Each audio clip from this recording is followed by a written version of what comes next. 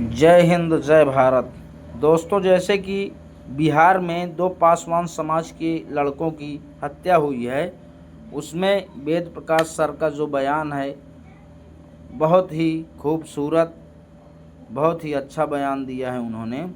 वेद प्रकाश भाई को हम लोग यहाँ एक पासी के टॉपिक में कुछ बोल गए थे, उसके लिए हम लोग भी इनका विरोध किए थे, लेकिन हमारा ये मानना है कि जो वेद प्रकाश सर की सोच है वहाँ तो मैं ये कह सकता हूँ कि पासवान पासी समाज कभी पहुँच ही नहीं सकता। आइए वीडियो में देखते हैं वेद प्रकाश सर बिना एरियल, बिना सल्फेक्सर के सब की धुलाई कैसे करते हैं, कैसे रिलाई करते हैं। आओ आगे वीडियो में देखते हैं। के साथ खड़े थे, लेकिन पासवान बच्चों के लिए कोई क्यों नहीं खड़ा हुआ। हम तो कहते हैं पासवान समाज के लोगों को, आपके अपने भगवान है बाबा चौहरमल, उनके हर जगह मंदिर है बाबा चौहरमल के। चौहरमल बाबा के मंदिर में जाइए, कहा दूसरे के मंदिर में जाते हैं। भरत तिवारी को लेकर हमने कोई भेदभाव नहीं किया। तो आप लोग कैसे अगड़ी जात के लोग जो कहते हैं कि वेद प्रकाश तो बड़ा जातिवादी है, बैकवर्ड बैकवर्ड करता है, क्यों नहीं करे। आप कहे ब्राह्मण ब्राह्मण कहले हैं, हम तो इसको ब्राह्मण नहीं समझे थे।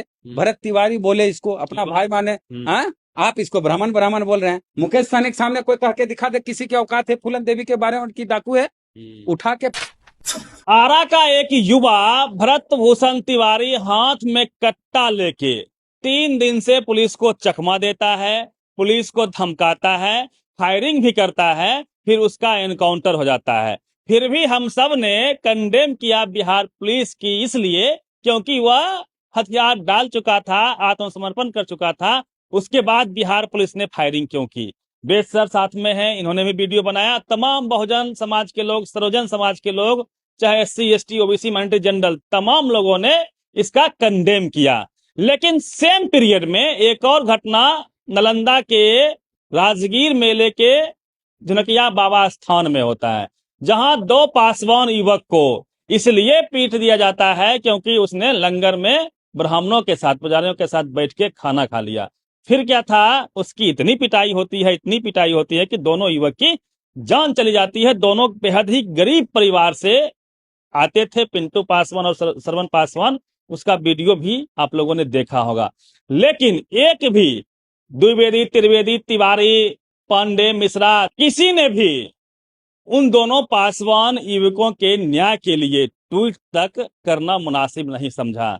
बिहार में भूमिहार, लाला, ब्राह्मण, राजपूत, ये तमाम लोग अग्री जात के आते हैं, और वो लोग लगातार भरत भूषण तिवारी के लिए उछल कूद मचा रहे हैं। सम्राट चौधरी का गिरेबान पकड़ रहे हैं। सम्राट चौधरी ने भी न्यायिक जांच की एक तरह से आदेश दे दिए हैं। लेकिन ये दोनों पासवान युवक जिनकी हत्या होती है, उनके लिए कौन बोलेगा? क्या ये दलित समाज से हैं, इसलिए इनके पास टीवी नहीं है, अखबार नहीं है, और इनके लिए कोई भी अग्री जात का लोग पोस्ट नहीं करेगा, क्योंकि इन दोनों को मारने वाला अग्री जात का पुजारी था।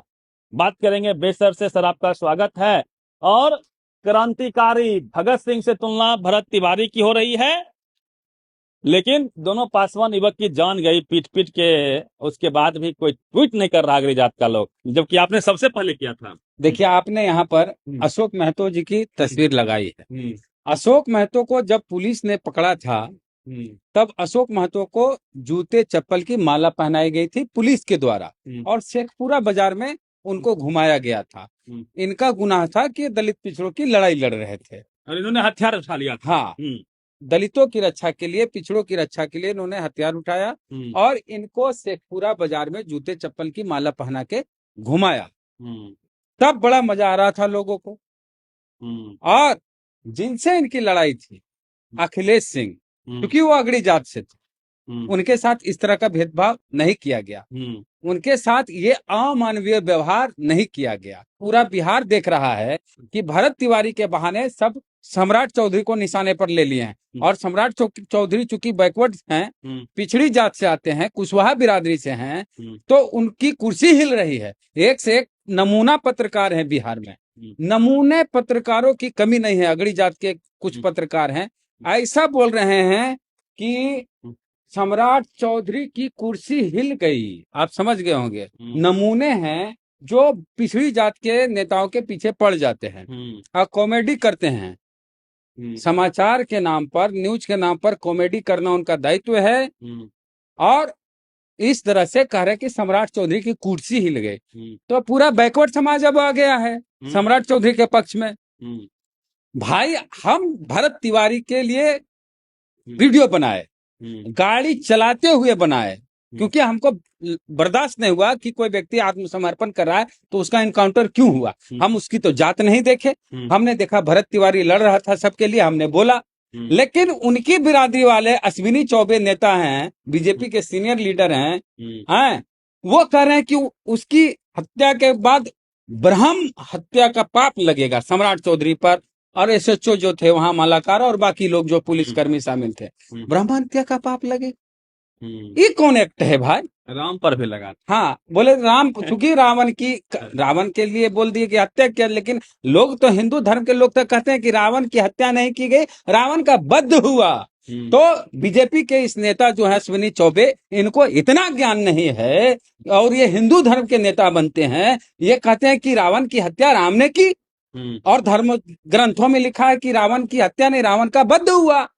राम को ब्रह्म हत्या का हाँ, ब्रह्म हत्या का पाप लगा, और उसके चलते राम को कोई नदी किनारे शिवलिंग की स्थापना करनी पड़ी। तो ठीक है, सम्राट चौधरी को भी कोई नदी किनारे, गिरियक में नदी है, वो जो को कहेंगे सम्राट चौधरी जी शिवलिंग की स्थापना कीजिए और जितना इनकाउंटर करना करते रहिए जो बदमाश है उसका।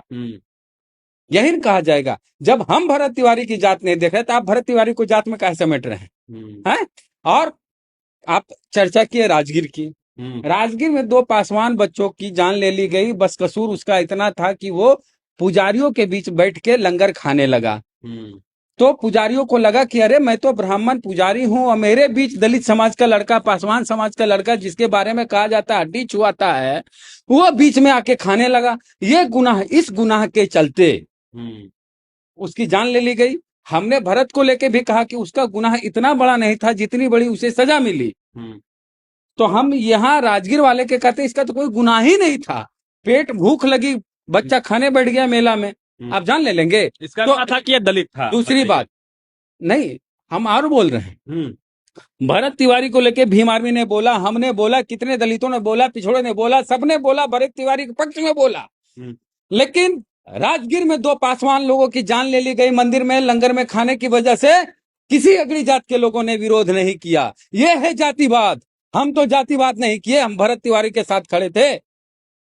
लेकिन पासवान बच्चों के लिए कोई क्यों नहीं खड़ा हुआ? हम तो कहते हैं पासवान समाज के लोगों को, आपके अपने भगवान है बाबा चौहरमल, उनके हर जगह मंदिर है बाबा चौहरमल के, आप उनकी मंदिर में जाइए, चौहरमल बाबा के मंदिर में जाइए। काहे दूसरे के मंदिर में जाते हैं? ना दूसरे के मंदिर में जाएंगे, ना आपको धक्का दिया जाएगा, ना आपके साथ मारपीट होगी, ना आपकी जान जाएगी। तो जब आपकी जात में, आपकी बिरादरी में भगवान पैदा हुए, चौहरमल बाबा को आप भगवान मानते हैं, तभी उनके मंदिर, वहाँ उनके मंदिर बनाए जाते हैं बाबा चौहरमल के। भगवान मानते हैं तभी ना मंदिर बनाते, तो उनके मंदिर में जाइए। जिसके मंदिर में जाने से उसको दुख होता है, आप काहे जाते हैं? चढ़ावा मत दीजिए, पैसा ना। और राजगीर में बताते हैं कहाँ से पैसा आता है लंगर का? लंगर का पैसा कहाँ से आता है? दलित पिछड़ों की जेब से आता है। राजगीर में एक जाइएगा, एक मोड़ है, वहां पर ही गाड़ियां चूंकि मुश्किल से चलती है, हमको भी बच्चा में लगता था बाप रे बाप कैसे ड्राइवर निकाल लेता है, और अभी तो हम हंसते खेलते निकालते हैं। तो जिसको जिस चीज की जानकारी नहीं होती तो लगता है बड़ा कठिन काम है। अभी तो वहाँ हंसते खेलते एकदम घुमाते हैं गाड़ी। तो बहुत लोग जो गाड़ी में बैठते हैं, जिनको गाड़ी चलाना नहीं आता है, उनको डर लगता है कि भाई यहाँ तो बहुत घुमावदार रास्ता है। तो ब्राह्मणों ने क्या किया, वहां पर एक छोटी सी मूर्ति रख दिया, लाल कपड़ा रख दिया। अब लोग डर से, उसको पता नहीं मंदिर उंदिर बना दिया वहां छोटा सा, लोग डर से कि एक्सीडेंट ना हो जाए गाड़ी का, 5 रुपया, हे भगवान बढ़िया से पार करा दिया रास्ता, 5 रुपया, 10 रुपया, 5 रुपया, 10 रुपया का सिक्का वहां फेंकते हैं। शाम में सारा सिक्का जमा होता है, और वो सिक्का पंडित जी ले जाके अपना घर में खाना पीना सारा करता है, और भगवान के नाम पे आप वहां चढ़ाएं। पैसा किसके घर में गया? ये सब बंद करिए। ये सब जब तक हमारे पैसे से खाएगा और हमारे बच्चों को मारेगा। बहुजन समाज के लोग पूरे देश में मंदिर में दान देना छोड़ दें। क्या बंद करो, दान बंद कीजिए, एकदम बंद कीजिए। दान देना, चढ़ावा देना चौहरमल मंदिर में दीजिए, बुद्ध के कितने मंदिर है वहां दीजिए, स्कूल में दे दीजिए, स्कूल अच्छा हो जाएगा। स्कूल में सरकार का काम है, सरकार देगी, हम कह देंगे, आप कह देंगे। स्कूल बेहतर हो, इसके लिए काम करिए। तो भरत तिवारी को लेकर हमने कोई भेदभाव नहीं किया। तो आप लोग कैसे अगड़ी जात के लोग जो कहते हैं कि वेद प्रकाश तो बड़ा जातिवादी है, हैं, बैकवर्ड करता है, क्यों नहीं करे? आप कहे ब्राह्मण ब्राह्मण कहले हैं, हम तो इसको ब्राह्मण नहीं समझे थे। भरत तिवारी बोले इसको अपना भाई माने, हाँ, बिहारी बोले, आप इसको ब्राह्मण ब्राह्मण बोल रहे हैं।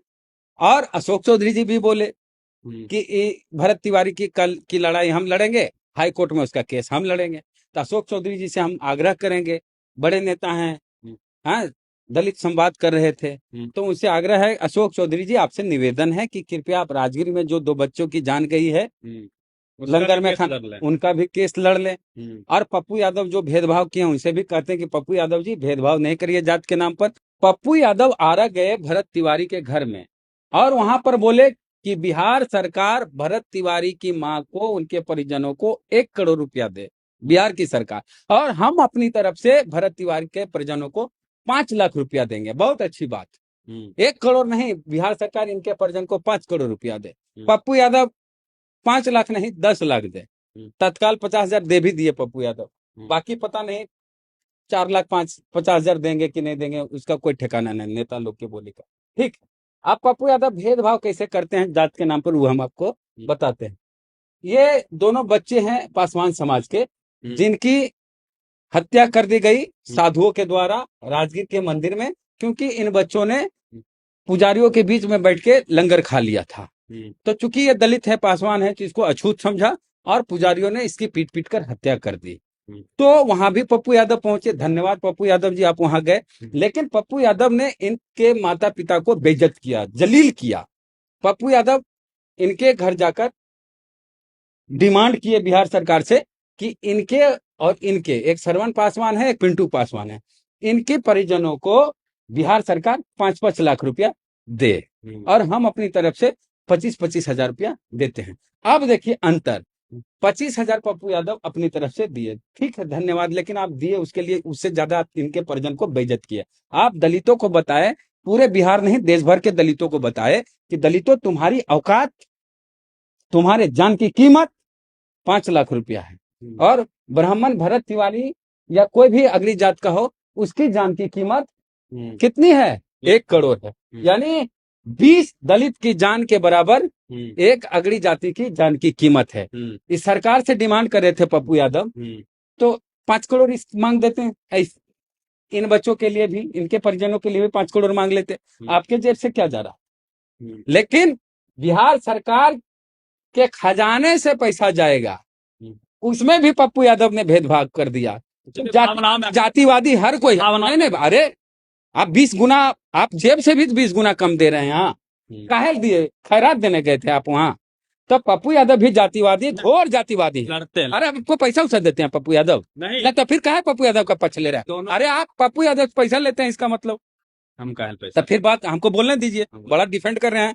पप्पू यादव ने जलील किया राजगीर में जाके दलितों को, पासवान परिवारों को, और उनको उनकी औकात बताई कि तुम्हारी जान की कीमत 5 लाख है। हम बिहार सरकार से 5 लाख की मांग करते हैं कि इनके परिजनों को 5 लाख रुपया दिया जाए, 5-5 लाख, क्योंकि इनकी जान गई है भीड़ के द्वारा। हैं, पुजारियों ने इनको मार मार के जान ले ली।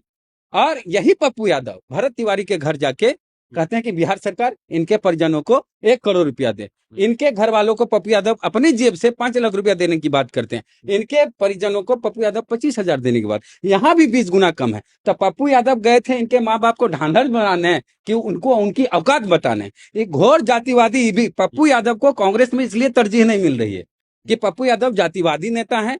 अरे कांग्रेस को भी पता है, और कांग्रेस में कह रहे थे ना कि हमको कोई वैल्यू नहीं दे रहा है। यही सब वजह है कि पप्पू यादव की जातिवादी सोच के चलते पप्पू यादव को कांग्रेस में कोई जगह नहीं मिल रही है। हम भरत तिवारी अब इस दुनिया में नहीं, हम उनके खिलाफ कुछ नहीं बोल रहे हैं, लेकिन भरत तिवारी को जो एक ब्राह्मण जात में समेट रहे हैं, ये तो हम बोलेंगे। यदि ये गलत है, ये गलत है, तो ये भी गलत हो गए। हाँ। यदि ये सही है तो ये सब भी सही होंगे, मैं ये कह रहा हूँ। अगर ये सही है तो ये तो सही, इनको कौन गलत बोलेगा? हाँ, इनको तो डाकू बोलता है, अगली जात वालों। वीरांगना है ये। हाँ। फूलन देवी डाकू नहीं, फूलन देवी डाकू नहीं, वीरांगना है, वीरांगना है ये।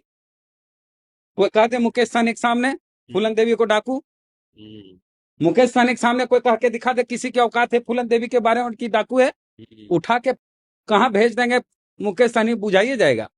मुकेश सहनी ने, मदन सहनी बिहार सरकार में मंत्री हैं, जदयू के नेता हैं। मदन सहनी के सामने कोई फूलन देवी को डाकू बोल के दिखा दे, दिखा दे, कितनी गर्मी है मदन सहनी दिखा देंगे। ये मानसिकता लोगों की समझ हाँ। समझ लीजिए, मतलब कि उसके जात का व्यक्ति हाँ। हथियार उठाया तो वो भगत सिंह हो गया, लेकिन दूसरे जात का होगा। भगत सिंह मानसिक रूप से अस्वस्थ नहीं थे। भगत सिंह बहुत ऊंची चीज है, उनकी तुलना इनसे नहीं की जा सकती। भगत सिंह, कई लोग कर रहे हैं, नहीं, भगत सिंह से तुलना नहीं की जा सकती, गलत बात। हम भरत भूषण की तुलना अगर कोई भगत सिंह से करता है, चंद्रशेखर आजाद से करता है, तो मैं इसे सही नहीं मानता। वो बहुत बड़े चीज थे, बड़ी हस्ती थे, उनसे इनकी तुलना नहीं हो सकती। वो लोग मानसिक रूप से अस्वस्थ नहीं थे, वो देश की आजादी के लिए लड़ रहे थे। ये तो गाली गलौज दे रहा था ठीक, पुलिस को, सम्राट जी को, मैं कुमार को। इस बच्चे के प्रति मेरे अंदर सिंपैथी है, क्योंकि ये मानसिक रूप से अस्वस्थ था, और जो मानसिक रूप से अस्वस्थ होता है उसकी हरकतें भी नॉर्मल, सामान्य नहीं होती है। लेकिन इस बच्चे के जाने के बाद इसको ब्राह्मण बनाने वाले बहुत बड़े पापी लोग हैं, ब्रह्म हत्या इस सब का इस्तेमाल कर रहे हैं। वो लोग, हम क्या बोले, मनुष्य है ही नहीं। हाँ भाई, इनको भी न्याय मिले, और हमारा जो पासवान समाज का युवा है इनको भी न्याय मिले। हम लोग तो सिंपल सी बात है, यही चाहते हैं। हाँ, इनके परिजनों को भी न्याय मिले और इनके परिजनों को भी न्याय मिले, बात खत्म।